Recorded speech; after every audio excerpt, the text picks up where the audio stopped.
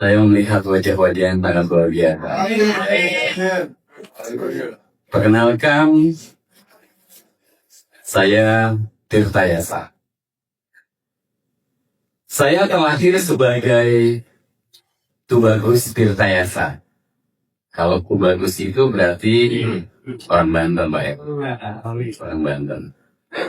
Jadi bapak saya mempunyai bapak, artinya kakek saya itu namanya Syawal Ahmad Joyo Soekarto bin Kiai Haji Magumal bin Kiai Haji Mas'ud.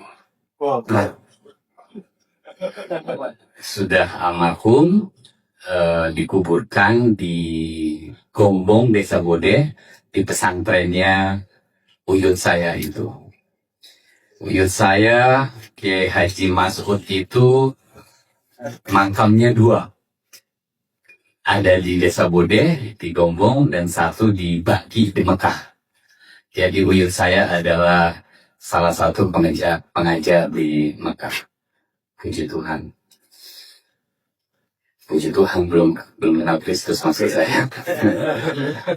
Kalau ibu saya, orang tuanya adalah Tubagus Pena bin Tubagus Ahmad Emon. Seorang yang cukup terkenal di Banten, Tangerang. Jadi kalau orang anaknya siapa, cucunya siapa, cucunya Ki Pena. Kalau Ki Pena mereka pasti tahu itu siapa, itu adalah kakek saya, Supenang. Yang makamnya kakaknya mempunyai keluarga, mempunyai pesantren besar juga, ada di Pandeglang dan di Sukabumi. Makam keluarganya juga di Cianjur, Pak. Jadi dari orang tua laki, orang tua perempuan, makam-makam leluhurnya itu banyak diziarahin oleh orang-orang Muslim, terutama pada saat menjelang Ramadan, menjelang saya sudah lupa menjelang. Jadi saya terlahir sebagai orang Muslim, Bapak Ibu. Muslim dari keluarga yang taat Muslim. Saya waktu SD, pagi sekolah, saya besar di Rawamangun, Pak. Di Rawamangun, jadi SD-nya jadi Rawamangun, SMP-nya 74, SMA-nya 21 di Rawamangun. Jadi dari kecil sudah dididik mengenai paham agama Islam. Karena orang tua saya Islam. Tapi bukan mau saya nih, Pak. Bukan mau saya menjadi seorang Islam pada waktu itu. Tahun 71 saya lahir. Masih muda, Pak ya? Masih dong. Jadi pagi saya sekolah, sorenya saya belajar di madrasah. Jadi di Romangun itu ada madrasah. Saya biar kata gini-gini juga pernah ikut lomba MTQ nih, Pak, kan gitu. Nah, walaupun nggak menang kan gitu kan, tapi ikut lomba MTQ lagi SD.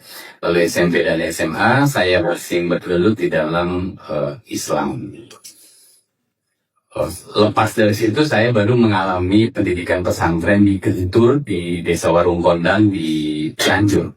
Itu sepupu dari uang saya yang punya di sana, pesantrennya itu. Singkat cerita, karena Bro Rudi bilang kan, gue belum aja bro ya, gitu. Oh, tidak usah gitu. Jangan. Jadi singkat cerita, Pak, Bapak Ibu, 10-11 tahun yang lalu, skip. Lalu 11 tahun sahabat saya ini meninggal pagi. Jadi kalau orang Islam itu meninggal kan di ngaji dulu kan. Terus saya duduk. Saya waktu itu juga nggak sadar itu agama saya apa kan. Karena saya 10 tahun yang lalu itu sudah mulai terkontaminasi oleh teman-teman pergerakan, oleh teman perjuangan saya, teman main saya. Waktu saya menatap wajah itu mayat yang meninggal, yang ada di benak saya adalah, ini kan hobi saya nih Pak ya, sahabat saya. Jadi saya tahu kan plus minusnya. Jadi saya bertanya, sahabat saya ini pulangnya kemana ya? Tuhannya yang mana? Akhirnya hal itu yang membayangi terus selama 1 minggu pikiran saya.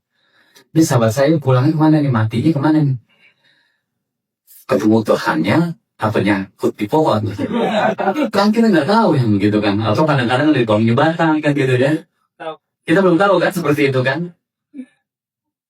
Itu adalah poin entry, titik balik hidup saya 11 tahun yang lalu. Jadi saya mencari Tuhan.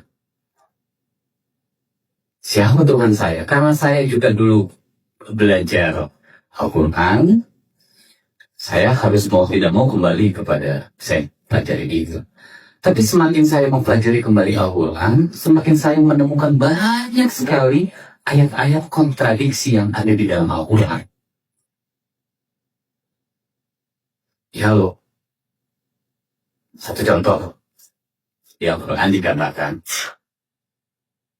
aku, dalam kurung Isa Al-Masih, telah lahir, dan telah mati, dan telah dibangkitkan. Al-Quran loh. Lalu di Mutiara Hadis tahun 2002, Hadis 152, dikatakan, Muhammad berkata, bahwa nafas dan air kehidupanku ada di tangan Isa, putra dari Maryam. Makin gila nggak saya? Iya dong, ini gila nih ajarannya. Karena saya sudah mulai goyah, lalu ketemu teman saya, orang Buddha. Jadi saya belajar Buddha, mempelajari. Oh luar biasa kasihnya Buddha itu ya. Tapi saya tidak menemukan esensi who is God pada saat Buddha. Akhirnya saya belajar kejawen, Pak. Kejawen itu kan ada Islamnya, ada Kristennya, terus ada Buddhanya Jawanya. Lagi-lagi saya merasa disesalkan. Saya belajar Katolik, terus saya ketemu teman-teman dari Minahasa, teman-teman dari Gemis, lalu saya belajar agama Kristen di GPIB Paulus Menday. Saya belajar.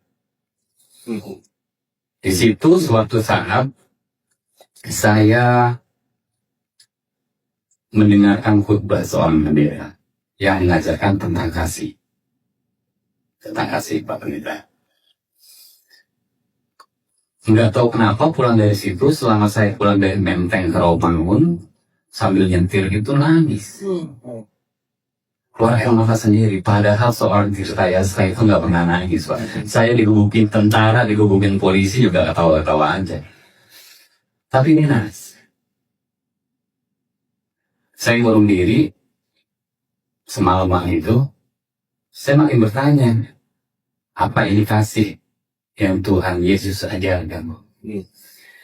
Di situ saya mulai pencerahan, sehingga 4 tahun yang lalu itu saya Bro Andrew bilangnya ya, saya orang yang rajin ke ibadah ke gereja.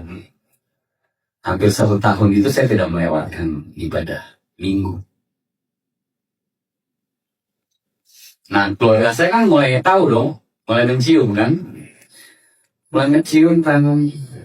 Saya bilang, iya, saya lagi belajar Kristen. Dan puji Tuhan, Pak. Saya dikeluarkan dari grup WA dan grup keluarga. Puji Tuhan, Pak. Puji Tuhan. Buat saya, sampai deal kan, gitu kan, baru hal seperti itu kan. Akhirnya saya moving, saya cari kontrakan, kan gitu ya. Karena saya ingin belanja.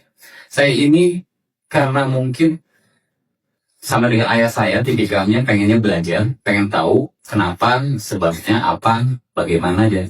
Jadi saya nggak bisa nerima nih kalau ada pendeta, ustadz, kiai itu ngomong, saya harus tahu dulu nih A-nya karena apa.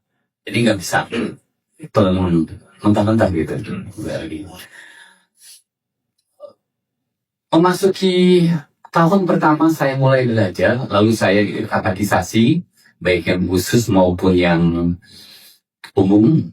Tapi lagi-lagi saya tuh pada saat mau pembaptisan itu nggak jadi lagi Pak.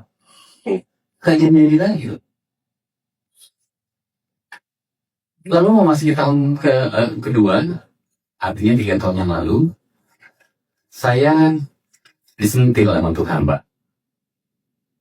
Siapa yang sudah pernah disentil sama Tuhan?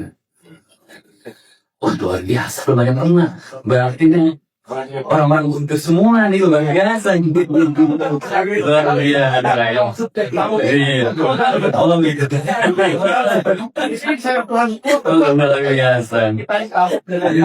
Jadi ceritanya saya dituntutnya itu karena saya kan sudah mengakui Tuhan, mengakui Tuhan Yesus, sudah ibadah terus. Artinya saya sudah di dalam Kristen, walaupun belum dibaptis. Memasuki tahun kedua itu, karena saya makin cinta gitu ya, ini dalam Kristus, tambah luar biasa Pak. Saya nggak boleh pulang sama keluarga saya, nggak boleh ketemu anak saya, nggak boleh ketemu ibu saya. Lalu pekerjaan saya hancur berantakan, diputus, SPK-nya segala macam. Luar biasa kamu mengikuti Kristus kan. Tapi yang membuat disentilnya itu adalah karena saya sudah mengimani, tapi saya tidak mau mengakui. Mengimani, tapi tidak mau mengakui, Pak. Gimana di sana? Ya bisa. Jadi kadang-kadang kalau lagi urusan bisnis sama yang orang Islam, lo gimana? Oh, masih Muslim bro, kan gitu.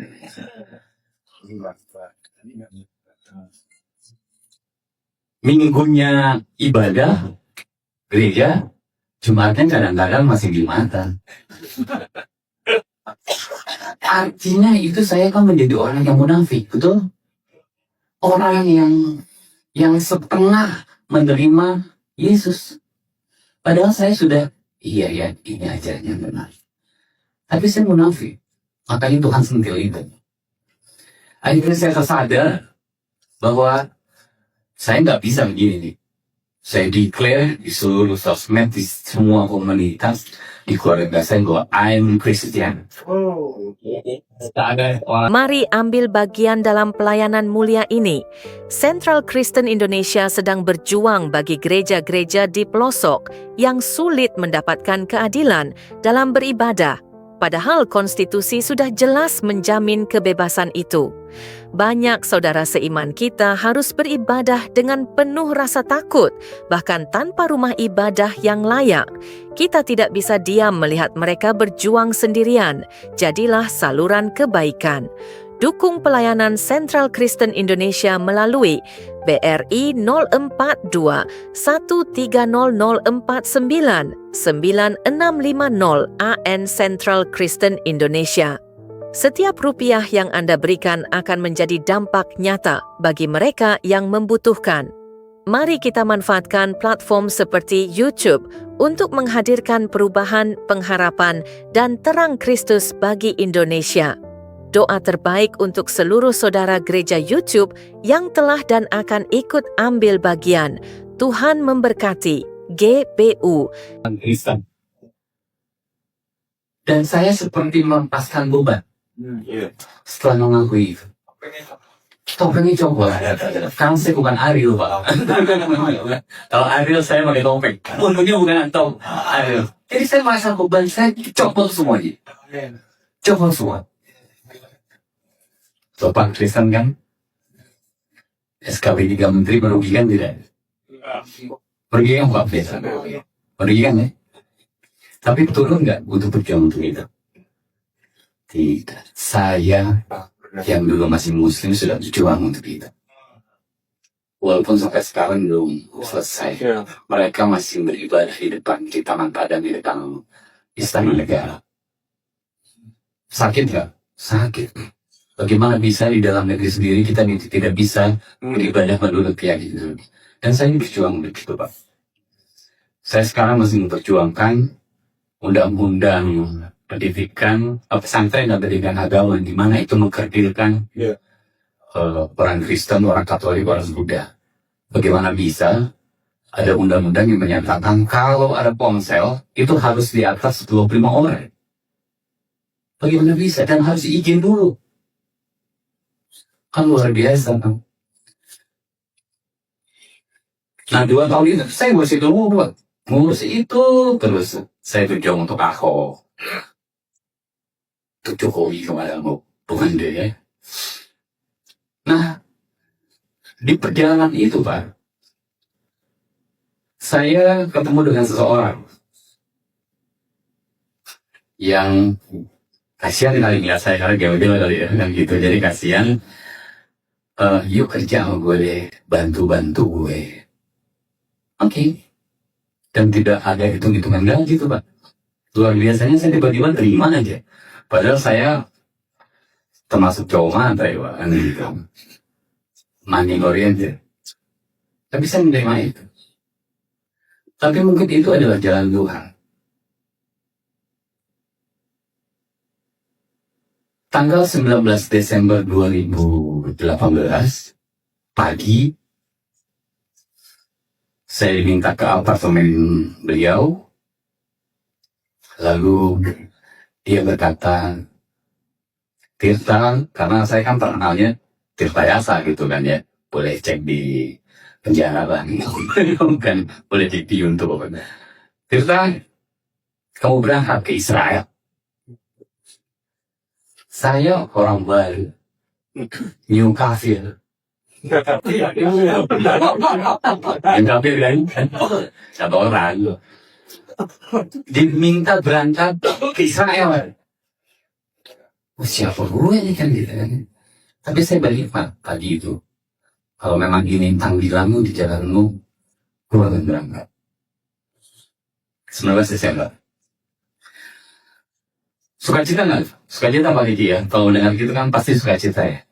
Lalu sorenya, sekitar sore jam 3, jam 4 itu, tanggal 19 yang sama, saya ditelepon sama adik saya. Mas, papi meninggal. Jadi dalam satu hari itu saya mengalami yang namanya sukacita dan duka cita. Saya percaya bahwa ini bukan sebuah kebetulan. Tidak ada yang kebetulan di dunia ini. Pasti semuanya adalah karena dia. Kita lahir pun karena dia. Kita di dunia karena dia. Dan sampai kan kita gak perintah ya. Kalau salah kasih tahu Pak. Karena dia ada di dunia. Nah, karena saya sudah mengimani Yesus, waktu bapak saya meninggal malam itu, kan teman-teman saya datang Pak, baik dari komunitas Kristen atau yang lainnya kan bertaziah. Jadi malam itu tuh di tempat saya itu yang pasukan ninja itu kan banyak Pak. Keluarga besar saya itu kebetulan. Jadi saya kalau merhatiin bibi, tante atau ponakan, saya perhatiin dulu nih. Ini bibi gue, ponakan gue. Oh bayarnya gini, oh bibi gue. Terus saudara-saudara sepupu saya adalah orang yang kalau pakai celana tuh bahannya kurang. Cingeran. Karena memang itu adalah keyakinan mereka. Ya, mereka berkeyakinan di dalam Islam tidak boleh ada isbal namanya, tidak boleh berlebih di dalam berpakaian. Isbal namanya. Pada saat mereka baca Yasin, saya bilang, saya masuk, kan saya anak pertama aja Pak. Adik saya 2, masih muslim dua-duanya. Tapi yang nomor 3 sudah mulai goyah melihat saya. Jadi saya mau pantau dia mau mengakui dan mengakui Yesus. Saya bilang, saya izin ya mau mendoakan papi saya berdasarkan keyakinan saya. Dan di situ saya baru merasakan kehadiran Tuhan. Amin. Mereka nyingkir tanpa berkata apa-apa. Lalu kami beribadah, dipimpin sahabat saya, pendeta Andreas. Sudah, lalu paginya yang luar biasa. Jadi dibawa ke Romangun, dimakamkan. Jadi mereka sudah tutup itu. luar biasanya lagi mereka sudah mulai membaca buku Yasin kan gitu kan. Terus saya tampil lagi ke depan. Saya anak pertamanya, saya percaya dengan keyakinan saya dan saya percaya Anda punya keyakinan sendiri. Izinkan saya untuk berdoa secara keyakinan saya. Dan tidak ada yang membantah. Itu kuasa Tuhan. Karena dulu saya itu kan di sidang Pak ya, Kristen dipanggil, kenapa masuk ini. Karena saya paham Pak, karena saya pernah belajar juga. Dia buka ayat, saya buka ayat. Akhirnya kan ada titik temu kan, keluarga akhirnya melepaskan saya. Tapi Tuhan memperlihatkan kepada keluarga saya dan saya pada saat papi saya meninggal itu. Kuasanya luar biasa Pak. Keluarga saya yang Islamnya kuat bisa membiarkan pada waktunya itu. Dulu sebelumnya itu kita bertentangan Pak. Itu bukan karena saya hebat, tidak. Bukan karena saya mentang-mentang pertama papi saya, tidak. Itu semua karena kuasa Tuhan. Dan saya percaya. Singkat kata setelah papi saya meninggal, jadi dulu papi saya itu sakit loh, umur 83 tahun. Paru-paru kirinya mengecil. Karena dari SMA dia cerita merokok. Sampai dia tua, sampai sakit pun dia masih nyangkol. Nyangkol itu dari rokok. Ya, suatu saat dirawat di rumah sakit di Sunter, Pak. Lalu saya pernah bawa pendeta. Tapi mau nggak didoakan? Mau. Tapi Papi harus yakin nih. Karena ini saya akan berdoa secara langsung. Iya. Pada saat pendeta itu mendoa, itu Papi kuat. Secara dagingan mungkin mereka papi saya tidak bisa mengatakan iya, tapi batin dan hatinya itu mengakui ya Kristus. Jadi saya merinding. Salah satu orang di keluarga besar, baik keluarga besar laki maupun perempuan, yang bisa menerima masuk Kristennya saya mengakui Yesus Kristus adalah papi saya. Papi saya hanya bilang, jadilah Kristen yang baik. Papi saya Muslim, tapi dia bisa berkata begitu. Jadilah Muslim yang baik. Kristen yang baik. Lalu sepeninggalnya itu, saya akhirnya berangkat ke Israel, first class, tanpa uang sepeser pun. Ada yang nyambungi. Dan di sana saya ikut yang promotif Pak, jadi datangnya itu ke tempat yang sesuai dengan Alkitab. Saya lahir 17 Januari 71. Dan saya dibaptis di Sungai Yordan 14 Januari. Artinya, berita tahun ini adalah saya benar-benar lahir sebagai anak Tuhan.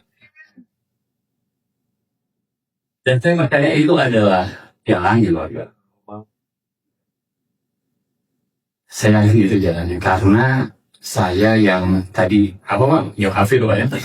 New kafir itu baru, tapi dipanggil ke tanah Tuhan. Pulang dari Israel, di sana saya mengalami dua hal yang pencurahan Roh Kudus langsung. Ini kesaksian loh, disaksikan Tuhan. Pada saat di tempat di mana Tuhan Yesus terangkat ke surga. Pada saat kita ibadat, itu Pak ya, menurut kayak apple kecil lah, ini besar banget kecil, full. Tiba-tiba 8-10 detik saya budak ini. Padahal saya ngeliat ini orang lagi komand kambing, lagi doa, lagi pimpin doa. Yang lain berdoa, tapi saya tidak mendengarkan suara satupun. Saya pikir karena itu di ketinggian, di atas tebing itu, terus kami berjalan Pak ke atas makam Raja Daud, di mana di atasnya itu ada aperu. Saya berdoa lagi, tiba-tiba seorang pendeta dari Surabaya yang saya tidak kenal dan baru kenal di situ, katanya dia cari mana Pak Tirta. Lalu saya kan orangnya kan nggak mau tampil Pak, karena kebiasaan Pak kalau saya tampil pasti ditangkap polisi kan begitu. Saya ngumpet aja di belakang doanya Pak. Nanti ke sini. Jadi saya nanti dia Bu Pendeta namanya Om Ling, pendetanya itu di Surabaya. Pak Tirta, saya melihat hati Bapak itu kelap-kelip. Terus di dalam sangkar, kayak sangkar burung besi. Lalu ada tangan membuka sangkar besi itu dan menaruh salib di hati saya. Lalu melihat saya berjalan ke atas, mengenakan jubah putih dan mahkota. Saya kan nggak paham, Pak. Lalu akhirnya pada saat itu saya tanya, kan kejadiannya ini persis pada saat di sungai, Sumur Marai pun saya kan berdoa ya. Pendeta itu nyamperin, mengucapkan apa yang saya doakan pada saya dalam hati loh. Kurang. Saya kan nggak ke atas bawah, mohon maaf gitu ya. Jadi ini pendeta perempuan bisa tahu apa yang saya ngomong dalam hati. Masih belum percaya waktu itu. Nah disitulah saya akhirnya diajak ngobrol dan Pak Tirta siap-siap pulang ke Indonesia. Bapak harus bekerja memuliakan namanya. Jadi kemarin berangkat saya masih gondrong. Bro Andre masih ketemu gak saya gondrong? Masih ya? Jadi saya masih gondrong, saya suruh cukur rambut, segala macam. Puji Tuhan, saya mengalami breakthrough setelah keluar dari Israel, Bapak. Breakthrough-nya itu sangat sederhana. Saya yang tadinya merokok di Sampar Tuku, sekarang tidak pernah merokok satu.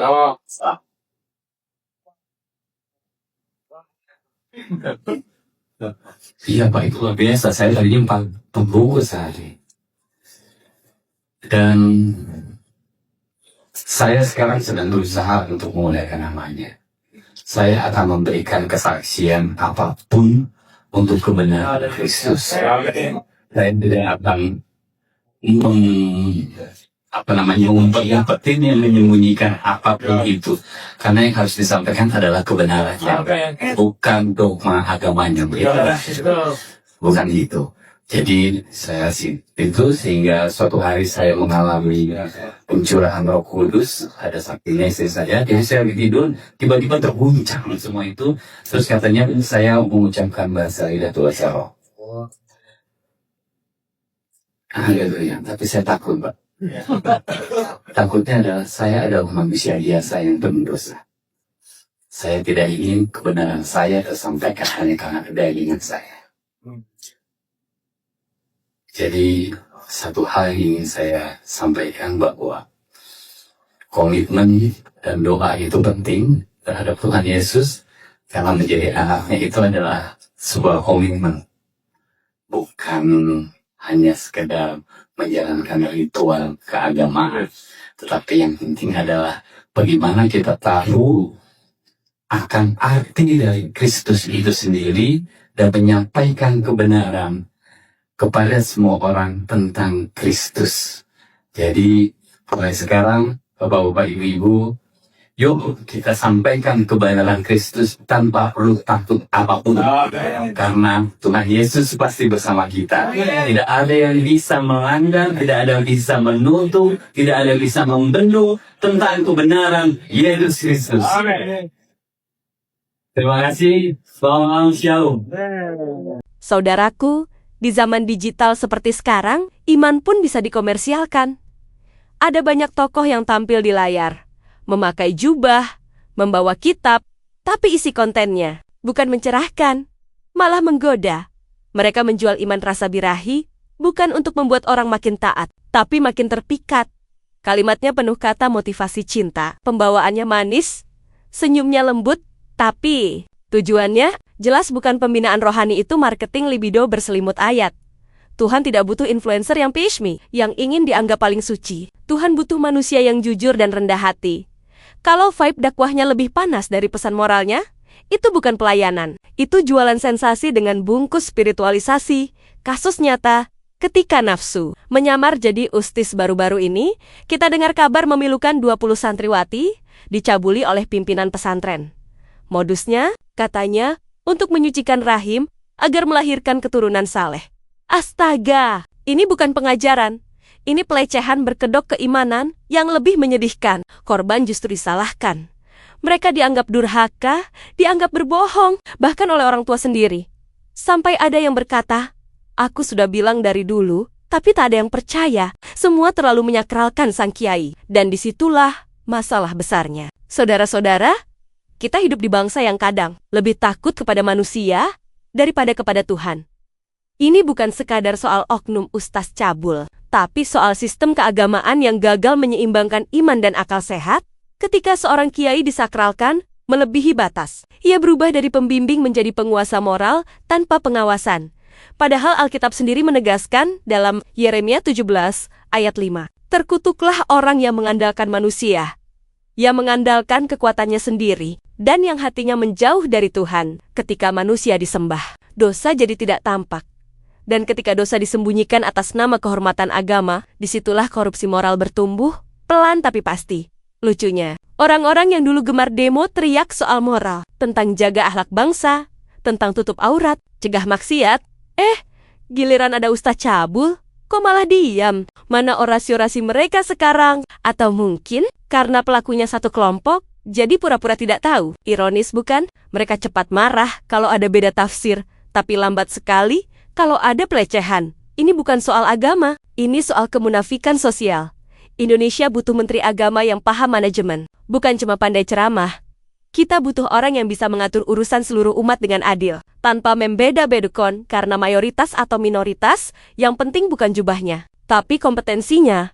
Yang kita perlukan bukan kokik-kokik yang hidup di masa lalu, tapi pemimpin yang berani berpikir modern, bersih, dan tidak takut menegur siapapun, bahkan yang dianggap tokoh besar. Saudaraku, mari kita belajar satu hal penting. Kesalehan tidak diukur dari pakaian, jabatan, atau popularitas. Kesalehan sejati lahir dari hati yang takut akan Tuhan. Jangan pernah menyembah manusia, sekalipun dia terlihat suci, karena hanya Tuhan yang tidak pernah salah. Ingatlah kata Tuhan Yesus dalam Matius 7:15-16, "Waspadalah terhadap nabi-nabi palsu yang datang kepadamu dengan menyamar seperti domba, tetapi sesungguhnya mereka adalah serigala yang buas. Dari buahnya lah kamu akan mengenal mereka. Kalau buahnya adalah pelecehan, manipulasi, dan kebohongan, itu bukan nabi, itu pedagang agama." Mari kita dukung reformasi moral di semua bidang. Bukan dengan emosi, tapi dengan iman yang rasional dan kasih yang tulus. Tuhan memanggil kita, bukan untuk mencaci, tapi untuk menyuarakan kebenaran dengan kasih. Dan buat Anda yang masih setia mendengar sampai akhir, jangan lupa subscribe channel ini. Karena di sini, kita tidak jual ayat untuk viral, tapi berbagi kebenaran dengan semangat Kristus. Tuhan memberkati Indonesia. Dan semoga setiap orang yang menyalahgunakan agama untuk nafsu segera bertobat sebelum Tuhan menegurnya dengan cara yang tidak disangka. Shalom. Mari bersama mendukung pelayanan Apologet Kristen. Saudara yang terkasih, kami mengajak Anda untuk menjadi bagian dalam mendukung pelayanan Apologet seperti Forum Komunikasi Pelayanan Penginjil Indonesia, FKPPI, Apologet Kristen, dan juga Komunitas Kristuber, Kristen YouTuber Indonesia. Rekening donasi Bank BRI 0421 010048 7056 0 atas nama Generasi Muda FKPPI atau cukup scan barcode yang tersedia di layar. Pelayanan ini ada untuk membela iman, menguatkan jemaat, dan membawa terang Kristus di tengah dunia yang semakin penuh tantangan. Kami membuka pintu selebar-lebarnya bagi siapapun yang ingin menabur dan mendukung pekerjaan Tuhan ini. Kami tidak memaksa, Ajakan ini hanya untuk mereka yang benar-benar rindu dan merasa terpanggil untuk membantu. Dan jika saat ini saudara belum bisa mendukung secara materi, doa saudara adalah dukungan yang sangat berharga. Karena kami percaya doa yang tulus memiliki kuasa yang luar biasa. Mari kita gunakan media sosial sebagai alat untuk berdampak baik dan menjadi berkat bagi banyak orang. Terima kasih untuk setiap dukungan, sekecil apapun itu. Dukungan Anda sungguh berarti bagi kami dan bagi pekerjaan Tuhan. Tuhan Yesus memberkati. GBU. Ayo jadi berkat lewat tangan kita. Saudara-saudari yang terkasih, ada sebuah pelayanan luar biasa yang sangat membutuhkan dukungan kita. Yayasan Cipta Pelita Kasih. Tempat ini bukan hanya sekadar rumah, tapi juga menjadi sekolah bagi anak-anak yang tidak mampu bersekolah. Di sini mereka belajar, dibina, dan dimuridkan, bukan hanya secara akademik, tapi juga secara rohani. Saat ini ada sekitar 30 anak yang setiap hari mendapat bimbingan. Mereka punya mimpi, tapi terbatas oleh keadaan. Dan yang lebih menyedihkan, yayasan ini tidak memiliki sponsor tetap untuk menopang semua kebutuhan. Inilah kesempatan kita untuk menjadi jawaban doa mereka. Di bawah naungan gereja YouTube, kami berkomitmen untuk mendukung Yayasan Cipta Pelita Kasih. Tapi kami tidak bisa berjalan sendiri. Kami butuh hati-hati yang tergerak untuk bersama-sama menjadi saluran kasih. Mungkin yang bisa kita berikan tidak banyak, tapi ketika banyak tangan bergerak bersama, hasilnya akan luar biasa. Media sosial tidak hanya untuk hiburan, tetapi bisa menjadi alat untuk membawa terang dan harapan, termasuk untuk anak-anak ini yang masa depannya sedang kita pertaruhkan. Mari jadi saluran kasih. Jadilah bagian dari perubahan hidup mereka. Rekening donasi BRI 04210 1003 420566 atas nama Yayasan Cipta Pelita atau bisa melalui scan barcode di kris ini. Kebaikanmu hari ini akan menjadi dampak nyata bagi banyak orang melalui Yayasan Cipta Pelita. Mari kita gunakan platform seperti YouTube untuk menghadirkan perubahan dan harapan bagi Indonesia. Doa terbaik untuk seluruh sahabat gereja YouTube yang telah dan akan ikut ambil bagian. Tuhan memberkati.